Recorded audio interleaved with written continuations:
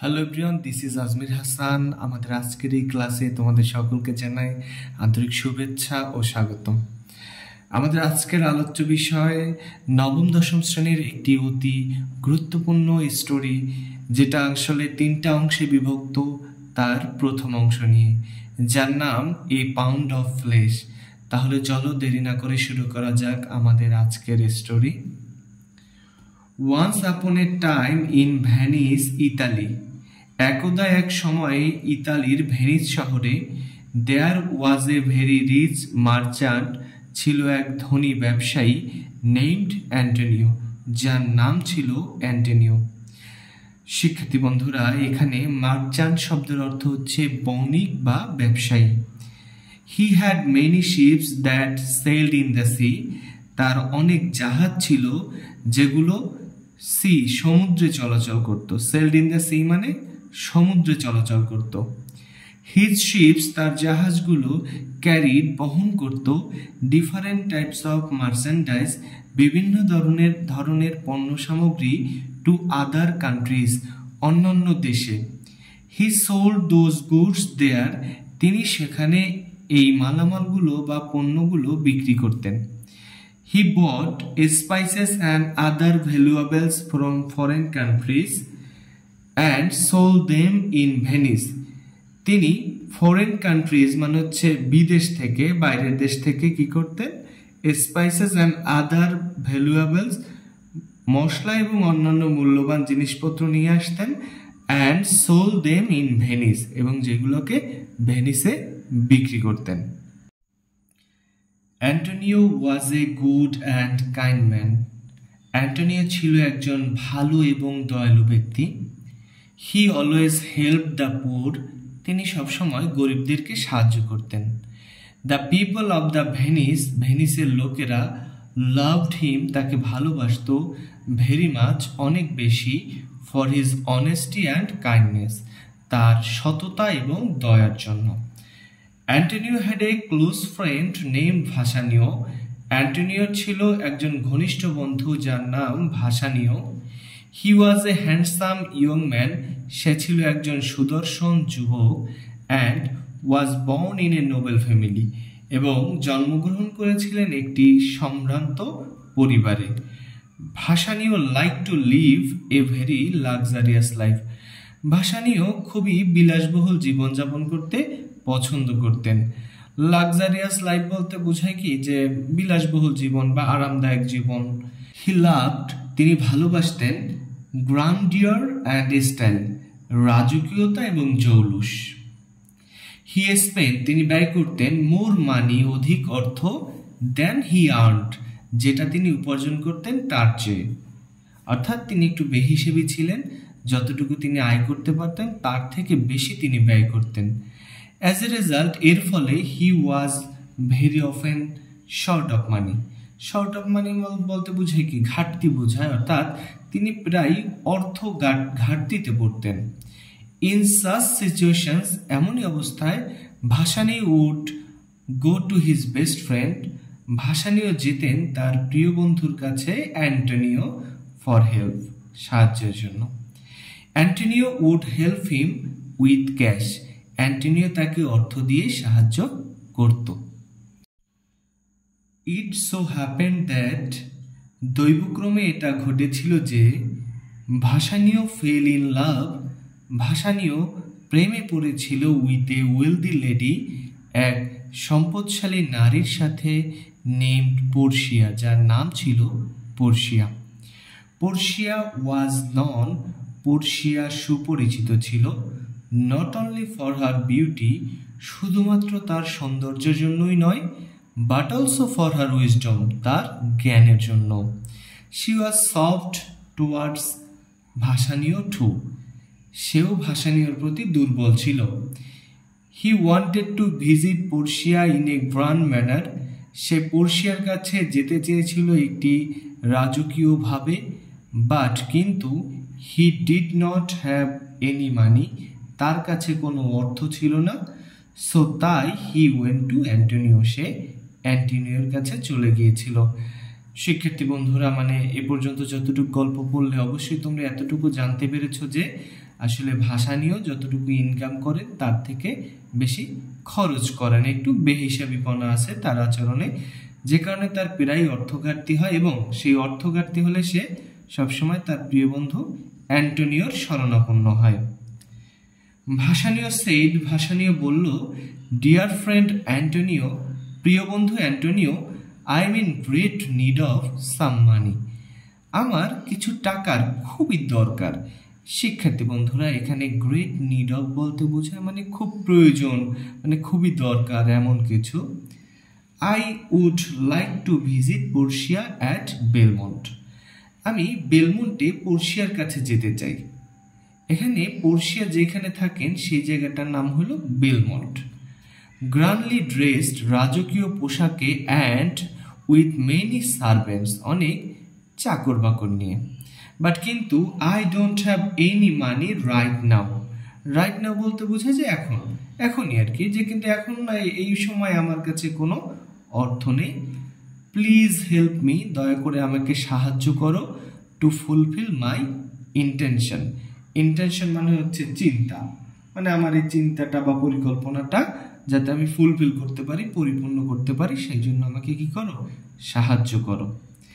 Antonio বলল, this is not a problem, এটা আসলে সমস্যা নয় মাই ফ্রেন্ড, আমার বন্ধু। How much do you need, তোমার কি পরিমাণে অর্থ দরকার? 3000 ডুকেটস, মানে হচ্ছে 3000 ডুকেটস। এখানে শিক্ষার্থী বন্ধুরা একটা বিষয় জেনে রাখো, ডুকেটস হলো ভেনিসিয়ান কারেন্সি, অর্থাৎ যে আমাদের দেশে যেমন বাংলাদেশে টাকায় হিসাব করি, আমাদের যে কারেন্সি হচ্ছে টাকা, তেমনি ভেনিসের কারেন্সি হচ্ছে ডুকেটস। তা সে বলল যে 3000 ডুকেটস উইল ডু, 3000 ডুকেটের প্রয়োজন বা 3000 ডুকেট লাগবে। I don't have that much money with me now, এখন আমার সাথে এতটা অর্থ নেই। অ্যাজ, কারণ অল মাই শিপস, আমার সব জাহাজগুলো, হ্যাভ গন আউট, বেরিয়ে পড়েছে। এই যে গন আউট মানে বাইরে বেরিয়ে পড়া, ইন দ্য সি, কোথায় বেরিয়ে পড়েছে? সমুদ্রে। উইথ মার্চেন্ডাইজ মানে ব্যবসায়িক মালামাল নিয়ে। বাট কিন্তু ডোন্ট ওরি, চিন্তিত হও না মাই ফ্রেন্ড, আমার বন্ধু। I will arrange 3000 ducats for you, আমি তোমার জন্য অ্যারেঞ্জ মানে কি ব্যবস্থা করে দেব 3000 ডুকেট। সো তাই he decided to borrow the sum, সে সিদ্ধান্ত নিয়েছিল এই পরিমাণ অর্থ, বোরো মানে কি ধার করবে, ফ্রম এ মানি লেন্ডার, একজন অর্থদাতার থেকে, নেম শাইলক, যার নাম ছিল Shylock. Shylock was a very corrupt man, Shylock ছিলেন খুবই খারাপ ব্যক্তি। Antonio and Shylock hated each other, Antonio এবং শাইলক একে অপরকে ঘৃণা করতেন। Shylock use to lend money with high interest, Shylock চড়া সুদে অর্থ ধার দিতেন, ঋণ দিতেন। লেন্ড মানে হচ্ছে ঋণ দেওয়া বা ধার দেওয়া, আর হাই ইন্টারেস্ট শব্দের অর্থ হচ্ছে চড়া সুদ। He would even send the debtor, এমনকি তিনি ডেপ্টর মানে ঋণ গ্রহীতা যে, তাকে পাঠাতেন টু প্রিজন, জেলখানায়, if the latter fail to pay his debt, যদি সে তার ঋণ পরিশোধ করতে ব্যর্থ হতো। এখানে পে শব্দের অর্থ হচ্ছে পরিশোধ করা, আর ডেট শব্দের অর্থ হচ্ছে ঋণ।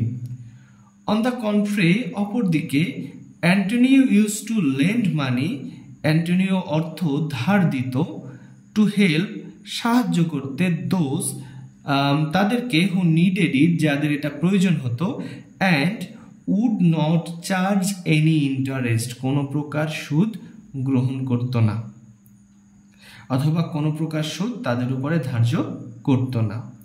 Shylock agreed to lend him money, Shylock তাকে অ্যাগ্রিড মানে রাজি হয়েছিল, টু লেন্ড হিম ধার দিতে, মানি অর্থ। বাট ওয়ান কন্ডিশন একটি শর্তের উপরে, ইফ হি ফেল টু যদি সে ব্যর্থ হয়, টু রিপে দ্য মানি অর্থগুলো ফেরত দিতে বা অর্থটা ফেরত দিতে, ইন 3 months টাইম 3 মাস সময়ে, he would pay a penalty তাকে জরিমানা দিতে হবে। Shylock would cut a pound of flesh. এখন এই পাউন্ড কি? যেমন শিক্ষার্থী বন্ধুরা, তোমরা অনেক সময় জন্মদিনে কেক ক্রয় করো, সেখানে দেখা যায় যে 1 পাউন্ড 2 পাউন্ড, সেই পাউন্ড হিসাবটা আর কি এখানে। তো এখানে বলা আছে যে শাইলক উড কাট, শাইলক কেটে নেবেন a pound of flesh, 1 pound মাংস। ফ্লেশ শব্দের অর্থ কি? মাংস। From any part of Antonio's body, অ্যান্টোনিওর শরীরের যে কোনো অংশ থেকে। শিক্ষার্থী বন্ধুরা, মূলত এই অংশের নাম দেওয়া হয়েছে এ পাউন্ড অফ ফ্লেশ। কেন দেওয়া হয়েছে? এই যে বন্ড যেটা রয়েছে সেখানে মূলত বলা থাকে যে যদি অ্যান্টোনিও এই অর্থটা ফেরত দিতে ব্যর্থ হয় তবে তাকে অবশ্যই তার শরীরের 1 পাউন্ড মাংস দিতে হবে। এখন তোমরা ভাবতে পারো যে কেন এরকম চিন্তাধারা, কেন তার অ্যান্টোনিওর প্রতি? সে তো চড়াশুদও দাবি করতে পারতো, বা 10 গুণ 20 গুণ। বিষয়টা হচ্ছে যে আমাদের এই যে শাইলক, উনি খুবই খারাপ ব্যক্তি, আর অ্যান্টোনিও হলেন ওই শহরের একজন খুবই স্বনামধন্য ব্যক্তি, যাকে মানুষ ভালোবাসতো শুধুমাত্র তার খ্যাতির জন্য না, যে মানুষকে সেও ভালোবাসতো আর মানুষও তাকে ভালোবাসতো।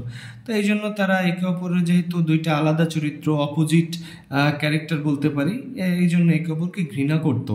আর সেই ঘৃণার জায়গা থেকেই মূলত শাইলক এমন একটা খারাপ চুক্তি করেছিল। মানে তার চুক্তির পেছনে রহস্যটাই ছিল এই রকমের যে যদি ব্যর্থ হয় তাহলে শাইলক তার যে তোমার বলা যায় যে ইললিগাল যে তার উইল, সেটা সে পূরণ করবে।